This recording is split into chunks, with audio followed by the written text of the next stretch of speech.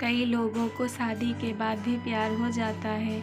आपने कई बार सुना और देखा भी होगा, लेकिन जब आपकी सहेली का पति ही आप पर फिदा हो जाए और आपके मन में भी उसके लिए प्यार पनपने लगे। कई बार लोगों के साथ ऐसा होता है, शादी के बाद भी पति या पत्नी दूसरी जगह प्यार तलाशने लगते हैं। ऐसा ही सोनी के साथ हुआ। सोनी हंसी खुशी अपनी ज़िंदगी जी रही थी। घर में 2 बच्चे थे, एक अच्छा पति था, घर में दोस्तों का आना जाना भी लगा रहता था।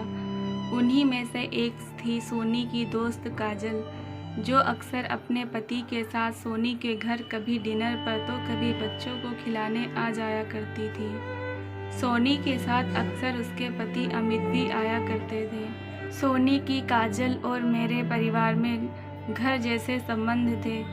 हम लोग एक दूसरे के साथ रहना, घूमना फिरना, होटल जाना बहुत पसंद करते थे। लेकिन एक बार जब हम डिनर पर एक रेस्टोरेंट में गए और मेरे पति बिल पे करने के लिए गए और काजल बाथरूम गई, तो मैं और अमित आमने सामने बैठे हुए थे।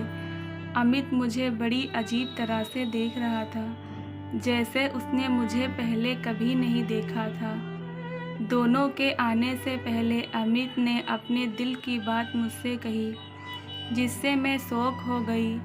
अमित ने कहा कि सोनी, अगर बुरा ना मानो तो एक बात कहूँ तुमसे, तुम मुझे बहुत अच्छी लगती हो। क्या मैं भी तुम्हें अच्छा लगता हूँ? तो मैंने तुरंत हाँ कहा।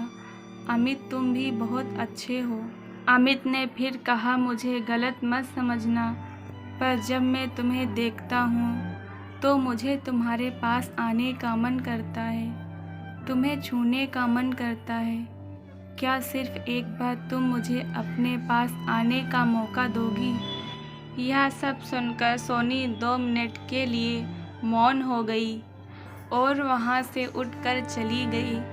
अमित ने दोबारा उससे यह बात नहीं कही। लगभग 1 सप्ताह बीत जाने के बाद मैंने अमित को एक मैसेज किया कि क्या वह मेरे घर आ सकता है। उस समय घर पर बच्चे नहीं थे और मेरे पति भी किसी काम से बाहर गए थे। जब अमित घर आया तो मैंने दरवाज़ा खोला।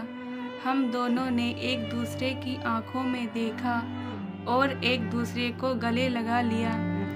बस वह एक पल था जब मैं सब कुछ भूल गई और सिर्फ अमित की होकर रह गई। हालांकि अब मुझे उस बात का बहुत अफसोस होता है कि मैं कैसे अपनी मर्यादा भूल गई। आज तक मैं अपनी दोस्त को यह बात नहीं बता पाई हूँ कि उसके पति और मेरे बीच संबंध बन चुका है। ना ही मैंने अपने पति से इस बारे में कोई जिक्र किया। हम दोनों उसके बाद कभी एक दूसरे के करीब नहीं आए। लेकिन जब भी मैं अमित से मिलती हूँ, उसकी आंखों में मुझे वही प्यार नज़र आता है।